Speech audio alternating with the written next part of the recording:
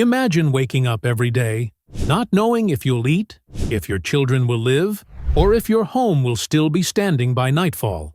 Now, imagine being punished, not for a crime, but simply for existing. This is not a dystopian novel. This is Gaza in 2025, where humanity is suffocating and the world is watching silently. Beyond the bombed-out buildings and smoke-filled skies lies another layer of cruelty, one that the cameras don't always show. Over 10,000 Palestinians are imprisoned by Israel. Their only crime? Being Palestinian. Their crime?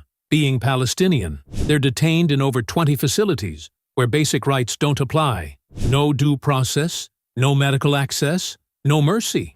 In some cases, like the infamous Starvation camp, prisoners are subjected to sleep deprivation, beatings, sexual humiliation, and attacks by dogs.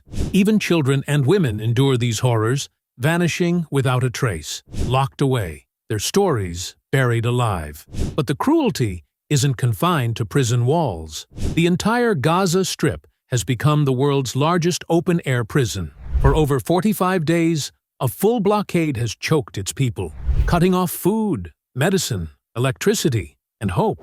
Markets have gone dry. Bread is a luxury. Vegetables are rare and unaffordable. Parents are selling off their last belongings, jewelry, furniture, even their homes, just to feed their children a meal a day. Over 1 million children are now malnourished. Gaza isn't just under siege, it is being starved to death. In just one 24-hour period, 40 more Palestinians were killed and 73 wounded, many still buried under rubble.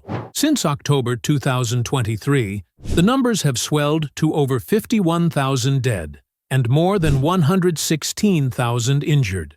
These aren't just statistics. They are mothers, fathers, sons, daughters. Lives that once had dreams, now reduced to ashes.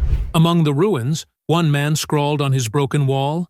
Amid the ruins, a man scrawled on a shattered wall, "I want to sell my house to buy weapons for resistance." A sentence that speaks not of violence, but of dignity, desperation, and defiance. Even inside Israel, cracks are forming. In just 6 days, over 110,000 Israeli citizens have signed petitions demanding an end to the war and the return of 59 Israeli captives held in Gaza. Among them, generals, ex-prime ministers, intelligence officials, but Prime Minister Netanyahu calls them traitors. He labels these peace seekers as enemies. As his own advisors warn, this government is leading Israel to the edge of collapse.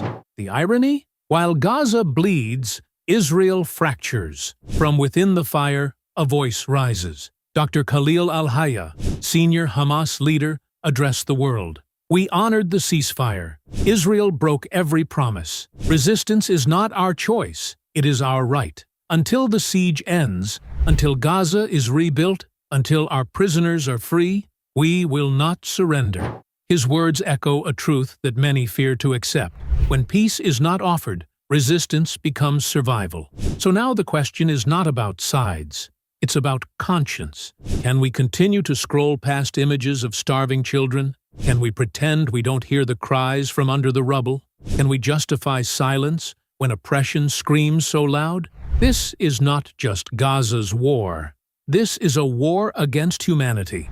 If you believe in justice, if you believe in dignity, if you believe no child should go hungry and no prisoner should be forgotten, then don't look away. Speak up, share this story, demand action, because silence is no longer neutral. It is a weapon.